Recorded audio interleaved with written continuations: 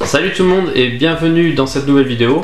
Aujourd'hui on va se monter un petit set Lego Star Wars, le 75-208, la hutte de Yoda. Alors en fait ce set est la représentation d'une scène emblématique du 5e épisode de Star Wars, l'Empire contre-attaque. Elle met en scène l'entraînement que suit Luke Skywalker auprès de Maître Yoda. Maître Yoda qui lui a eu le domicile donc sur une des planètes du système d'Agoba suite à la mort d'Anakin Skywalker. En quelque sorte une retraite suite à cet échec cuisant face au côté obscur. On va donc voir si ce set remet bien en scène ce passage du film. Mais tout d'abord on va faire le tour de la boîte, puis parler caractéristiques. Alors ce set est sorti en avril 2018. Alors oui je sais j'arrive un peu 15 ans après la guerre, mais je vous expliquerai pourquoi en fin de vidéo. Il contient 229 pièces, 3 minifigs pour un prix de 29,99 € sur le store. Soit un prix à la pièce de 13,11 centimes, donc c'est plutôt cher. Donc si on fait un peu le tour de la boîte, on est sur un packaging Réveil de la Force. Moi je le trouve plutôt sympa, ce packaging blanc comme ça là. On a donc sur le devant de la boîte une photo du devant de la hutte avec une petite mise en scène. On a vraisemblablement Luke qui vient de sauter et est en train d'atterrir avec un Yoda en mode sac à dos. On a un petit rappel des minifigs incluses dans le set. Sur la tranche, on retrouve le Yoda en taille, en échelle 1-1. Au dos de la boîte, nous avons la hutte représentée de l'arrière, avec nos mini-figurines toujours en plein entraînement pour maîtriser la force. On a aussi, donc comme d'habitude, la vision sur les fonctionnalités du set. Donc là je ne vais pas trop les détailler parce qu'on va voir ça une fois que le set sera monté.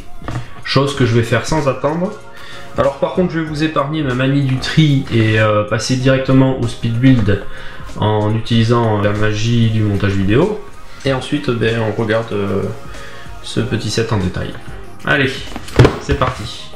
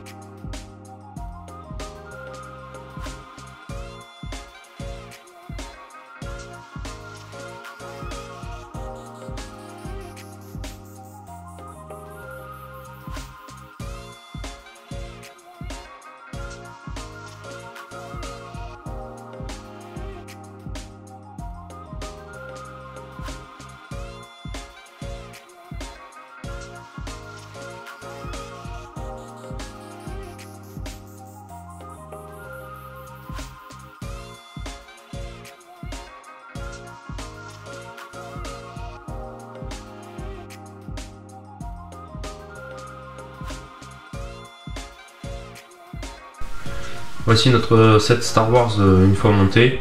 On va regarder un petit peu les personnages et puis après on regardera en détail la hutte de Yoda.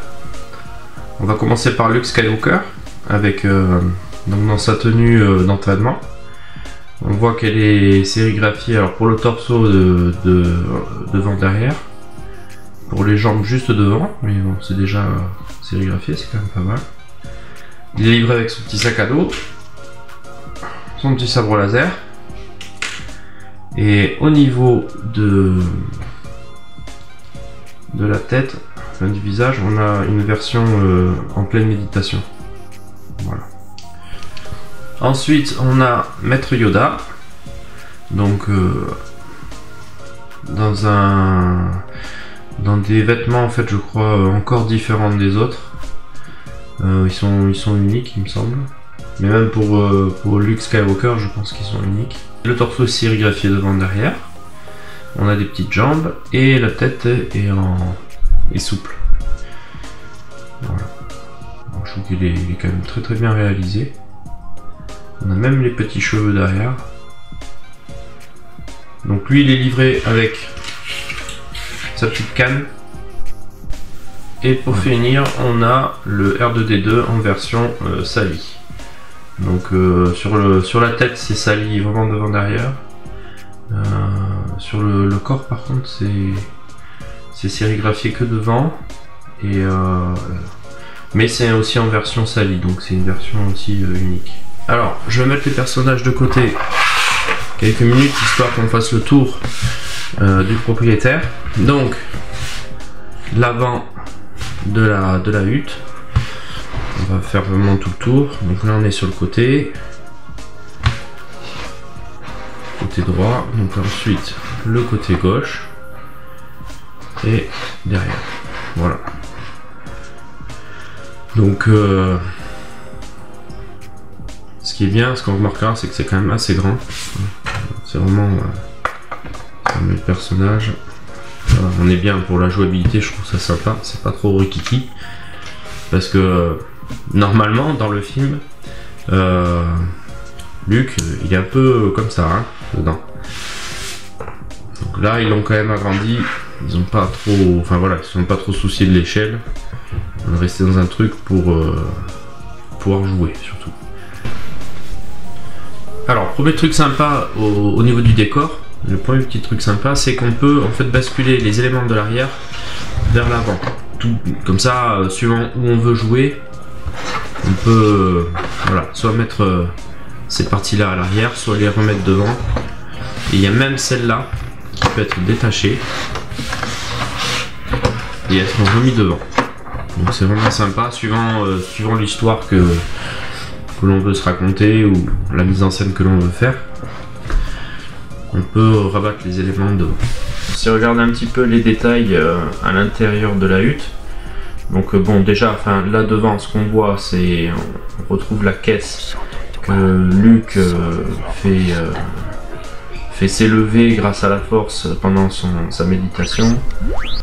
On retrouve la petite marmite dans lequel Yoda fait cuire ses racines.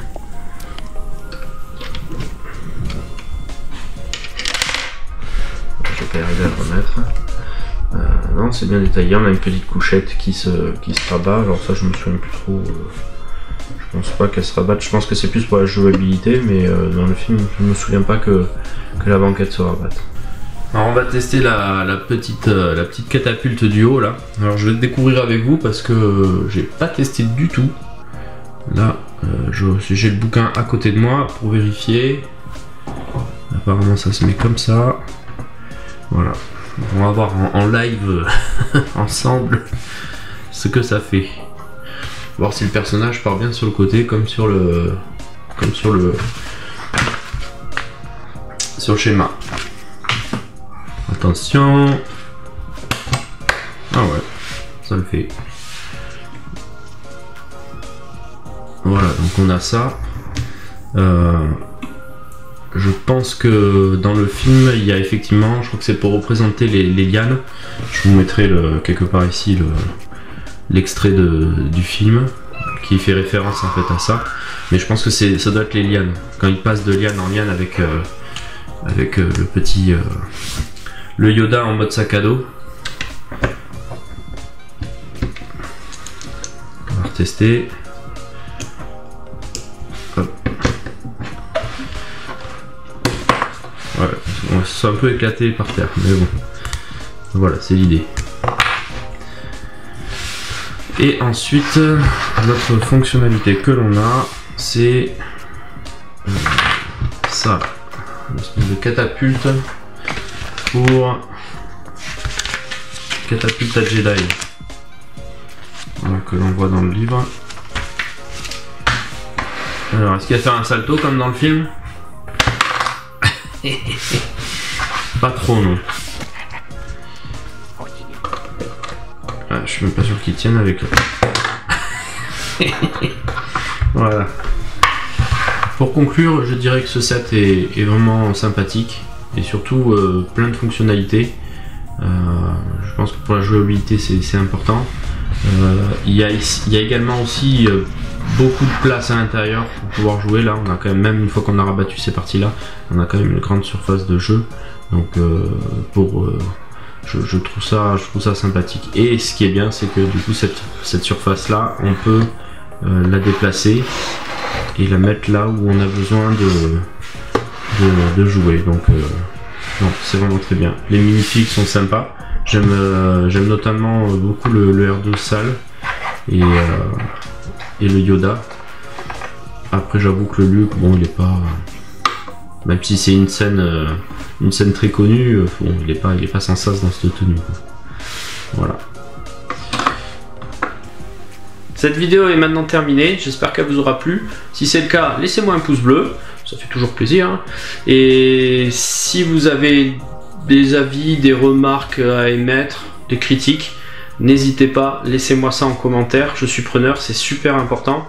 En fait, c'est le seul moyen pour moi d'améliorer la qualité de mes vidéos, c'est d'avoir votre retour. Donc n'hésitez pas, j'insiste, n'hésitez pas à laisser des commentaires et vos avis. Concernant l'avenir du set, bon, il va finir en petites pièces détachées comme d'habitude. C'est surtout qu'à la base je l'avais pris pour mon projet de mode du château de Poudlard. Si vous me suivez sur Instagram, en fait j'ai fait quelques posts, j'en ai déjà parlé un petit peu. Et il me fallait quelques pièces de couleur tan et puis un petit peu de pièces de verdure, de brown, tout ça. Donc c'était voilà, un set idéal pour pouvoir monter un set Star Wars, faire une petite review. Et en même temps après avoir un petit peu de pièces de spare pour mon projet. Donc je vous dis à bientôt pour une prochaine vidéo. Je sais pas trop ce que je vais faire après, si je vais repartir sur du technique, si je vais monter le Slave One que je me suis acheté, parce que du coup je l'ai acheté, j'ai toujours pas monté. Donc voilà, je sais pas trop quelle sera la prochaine vidéo, mais il y en aura une bientôt, c'est sûr. Sur ce, je vous dis à bientôt pour une prochaine vidéo. Allez, bye!